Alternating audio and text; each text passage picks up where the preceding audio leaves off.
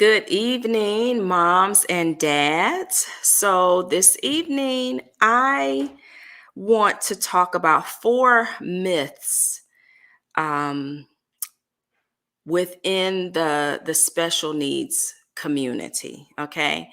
So, the first myth, and this is a false statistic that I used to repeat myself until I actually researched it, and that is the divorce rate amongst um, families that have a child with special needs.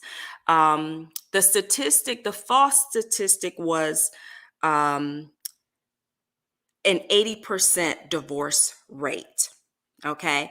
And depending on the diagnosis of your child, um, the divorce rate could actually be less than what the average divorce rate is. So, for example, there was a study that showed that parents that have a child with Down syndrome, their divorce rate is actually less than the average divorce rate. And if you have a child that has autism spectrum disorder, that the divorce rate is 10% higher than the average.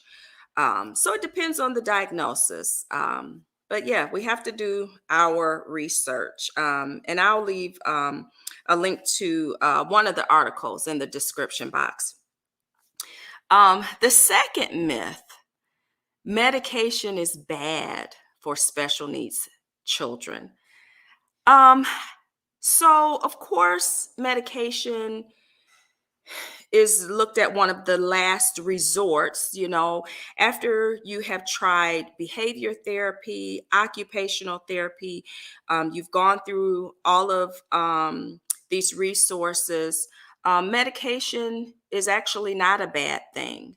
If your child has a lot of disruptive behaviors, and if you or his or her teacher, is focused on um, the disruptive behaviors, how are they learning? How are they actively participating in social activities?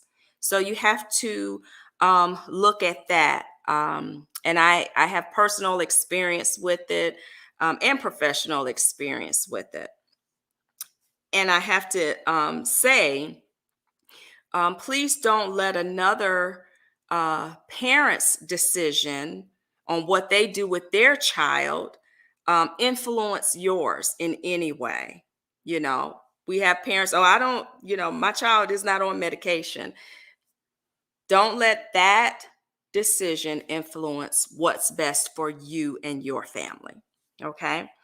The fourth myth: my child will fall behind in a special needs classroom. So some parents, they don't want that association. They don't want their child in a special needs classroom.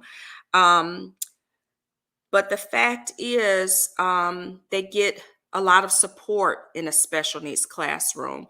There are paraprofessionals. Sometimes we call them paras or parapros.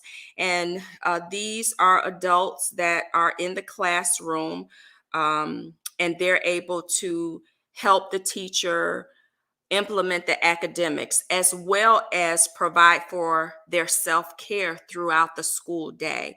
So they have more support in a special needs classroom. Another thing that's really important: regular ed teachers and special ed teachers, they have different training.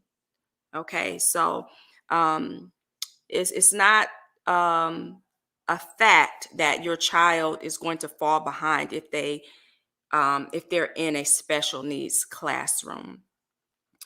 And then the last myth: if my child is labeled with the diagnosis, his future is doomed.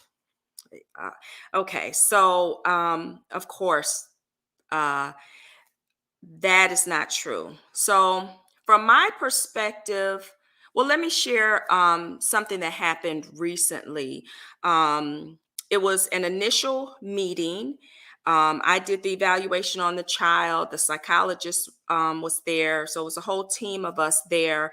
And we decided that we were going to provide some support first. We wanted to see how the child is going to respond to this extra support before there's a label or an eligibility given. And then we're going to reconvene at a later date. Okay.